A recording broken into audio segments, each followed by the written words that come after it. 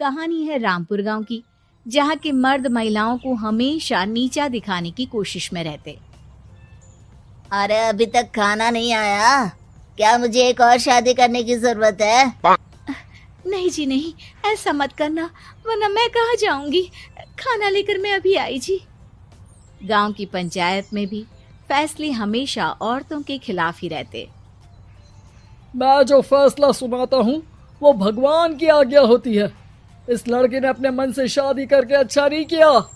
लड़के को घर भेज दो और इसकी शादी इसकी जाति की किसी लड़के से करवा दो, लेकिन ये लड़की, इसे तो गांव के बाहर निकाल दो। नहीं नहीं जमींदार साहब, ये क्या बोल रहे हैं? ऐसा नहीं हो सकता। मेरी बेटी मासूम है, इसे अच्छे बुरे की समझ नहीं है। अरे कहाँ जाएगी ये बेचारी? कहाँ जाएगी? इतनी चिंता है तो पूरे परिवार का गांव निकाला कर देते हैं। बेचारे पूरे बसे बसाए परिवार को गांव छोड़ना पड़ता है। चाहे जो हो, अगर बेटियों को कंट्रोल नहीं कर सकते तो गांव में रहने का कोई मतलब नहीं है। यहाँ औरतों को दब कर रहना होगा।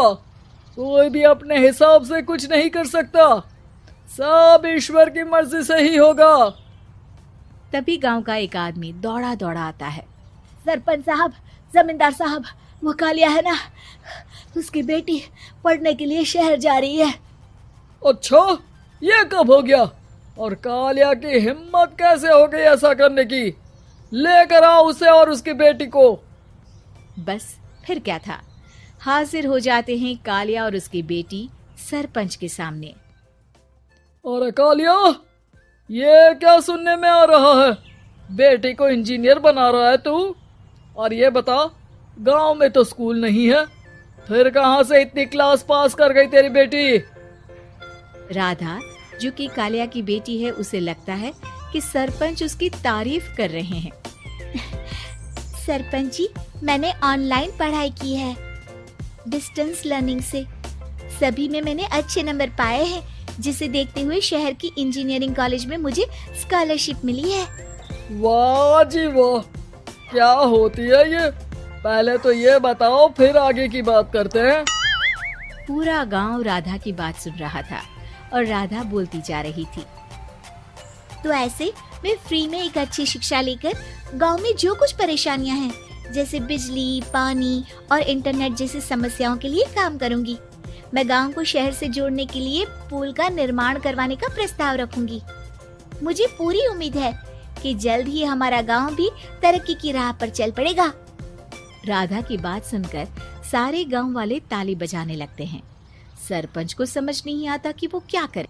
चुप रह नादान लड़की, गांव के खिलाफ जाने के लिए तुझे गांव से बेदखल कर दिया जाएगा, वो भी पूरे परिवार के साथ। और हाँ, अगर ठीक से गांव में रहना चाहती है तो ये पढ़ाई लिखाई छोड़ दे। हम तेरे लिए गांव का कोई होनहार लड़का देखेंगे। तभी गांव का एक आदमी बोल पड़ता है। अरे नहीं नहीं सरपंच जी, राधा बिटिया जो बता रही है, अगर वैसा हो जाए तो हम लोगों को पैसा कमाने के लिए बाहर नहीं जाना पड़ेगा। हाँ जी, और ना ही कोसों दूर पानी के लिए भटकना पड़ेगा। हमारे बच्चे भी अच्छी पढ़ाई कर सकेंगे और आगे बढ़ेंगे, ना कि हमारी तरह खेती करते बैठेंगे। क्यों गांव वालों, राधा बिटिया का साथ देना चाहिए ना। सरपंच देखता है कि गांव राधा के साथ है तो वो चुप हो जाता है। वो घर आकर अपने सलाहकार से बात करता है, जो बहुत ही चालाक किस्म का इंसान होता है। अरे सरपंच साहब, आपको बहुत ही होशियारी से काम लेना पड़ेगा। एक बार गांव तरक्की कर गया, यहाँ के बालक पढ़ लिए तो कोई ना पूछेगा आपको।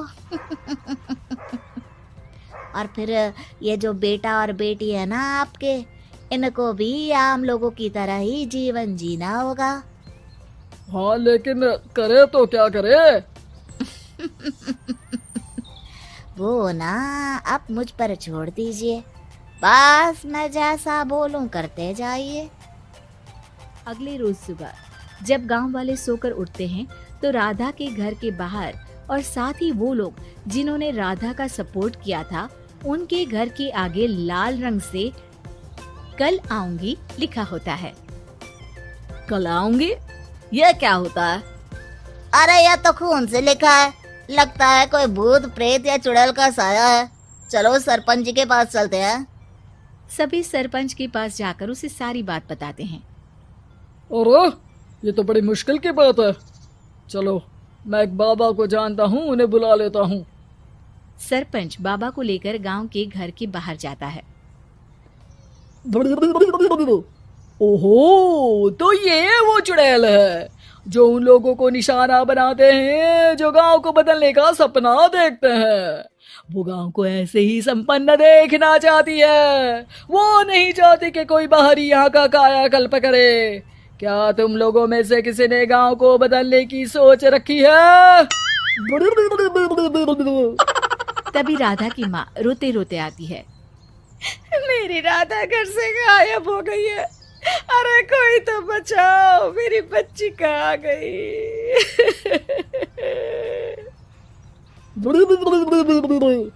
ले गई वो चुड़ैल, तेरी बच्ची को ले गई। अब वो उसे श्रापित करके छोड़ेगी, उस पर चुड़ैल का साया हो जाएगा। तभी बुरी सी हालत में राधा भी वहां आ जाती है। उसके बाल चुड़ैल की तरह फैले होते हैं और कपड़ों में खून लगा होता है। सभी राधा को देखकर डर जाते हैं।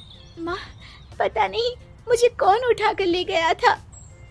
अरे दूर दूर हो जा चुड़ैल, अब हम लोग इस गांव में नहीं रुकेंगे। अरे कैसी बातें कर रहे हैं आप?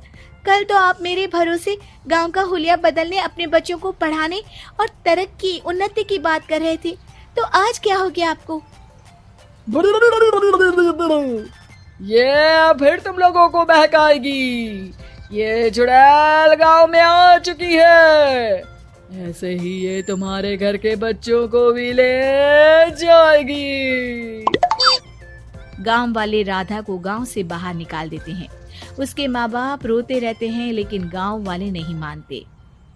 मैं भी अपनी बहन के साथ गांव के बाहर रहूंगा, लेकिन वो पढ़ाई नहीं छोड़ेगी।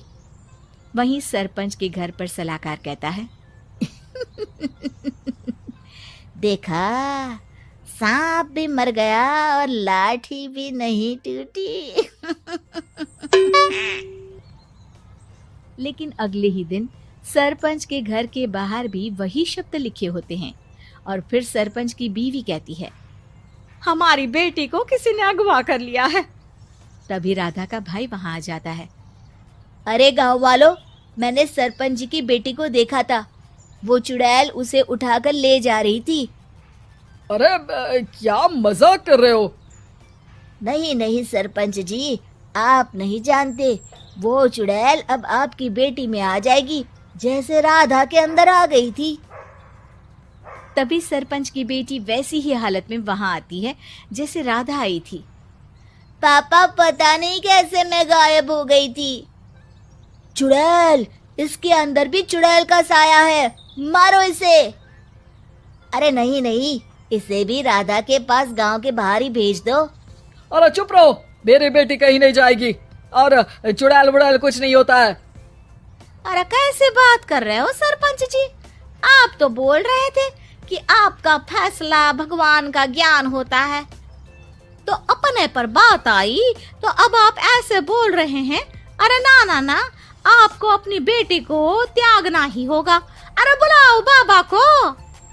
राधा का भाई बाबा को ले आता है, जिसे अब गांव वालों के डर के कारण सच बोलना पड़ता है। मैं कोई बाबा नहीं हूँ, मैं तो मोची था। ये सलाहकार महोदय ने मुझे कहा था एक्टिंग करने को। अब वो मुझे पैसे देने वाले हैं। अब मुझे माफ कर दो। गलती हो गई, मुझे माफ कर दो। तभी वहां राधा आ जाती है। देखा सरपंच जी, जब गांव के बच्चे साक्षर होंगे तो आप जैसे लोगों की चालाकी नहीं चलेगी।